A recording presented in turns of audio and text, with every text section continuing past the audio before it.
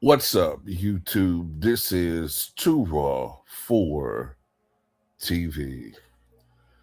You know, there's an old expression that they say that death comes in threes, or celebrity deaths.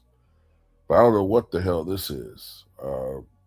Just what last week, a week and a half ago, maybe, we lost Hayden Panettiere at the age of 36.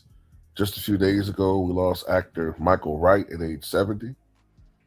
And then in the same day, just 2 days ago, we lost Dolly Parton and actor Tim Curry at the age of 80.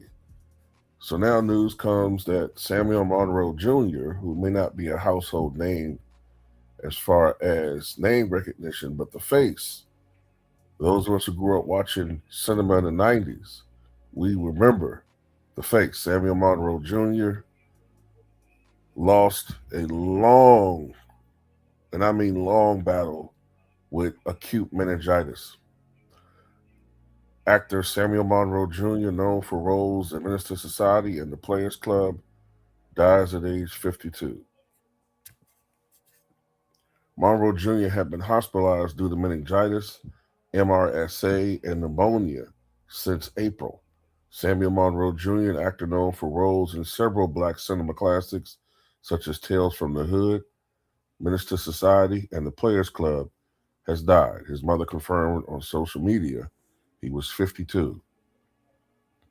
Monroe had been hospitalized since April for several issues, including MRSA, pneumonia, and meningitis.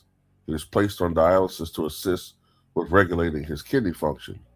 His health had taken a turn for the worse in recent weeks, suffering multiple seizures, as doctors suggested he may live the rest of his life in a vegetative state.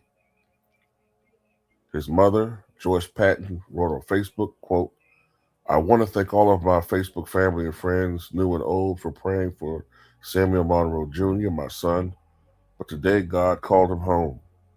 Please honor my final request to pray for the family, especially his 3 children." In a July update, Monroe's wife, Shauna Stewart, wrote on Facebook that he had suffered more than 20 seizures around July 30th, leading to swelling around his brain.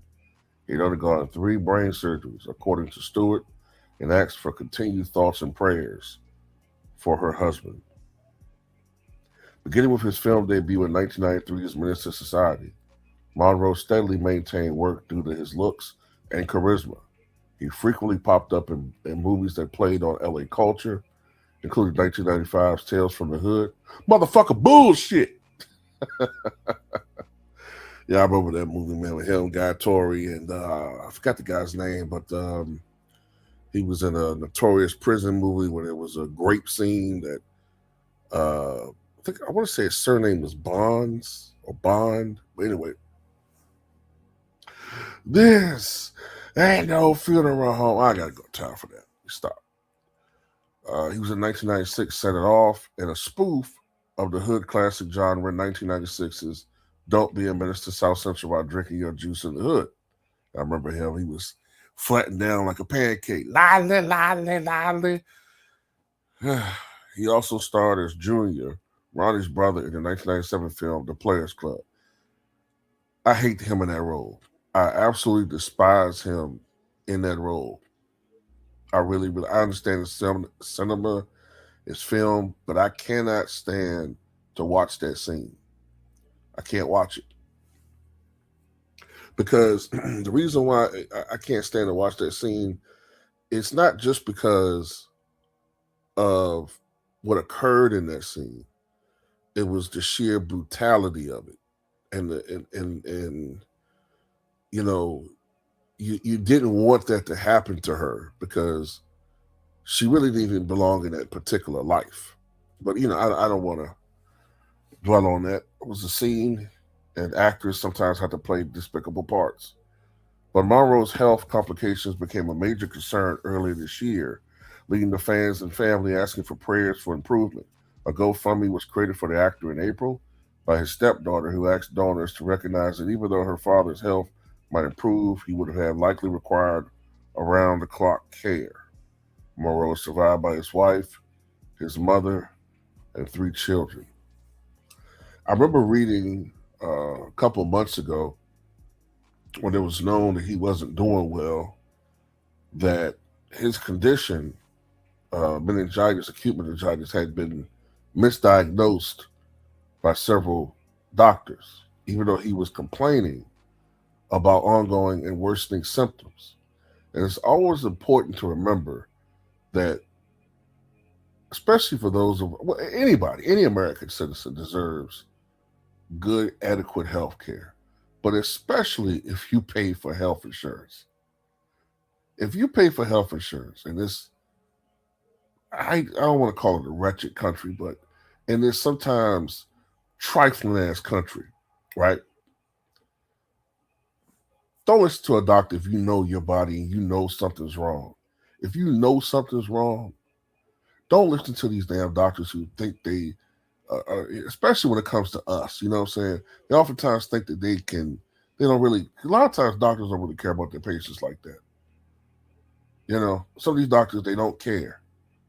If you know that something is wrong, you'll get a second opinion. And I say this because Mr. Monroe, or Samuel Monroe Jr., he's older than me, so I said Mr. Monroe. He would still be here if he hadn't been given a runaround by his doctors. But by the time they found out what was going on, complications of having undiagnosed and untreated meningitis for so long damaged his body. And I believe from the time that he had those seizures, if I'm not mistaken from what I've read, from the time that he had those seizures upon his death, until his death, he was unconscious. As a matter of fact, if they're saying a persistent vegetative state, that's worse than being in essentially, it's kind of brain dead. I mean, it's worse than being in a coma. I don't think there's really much brain activity if you're in a persistent vegetative state. So, you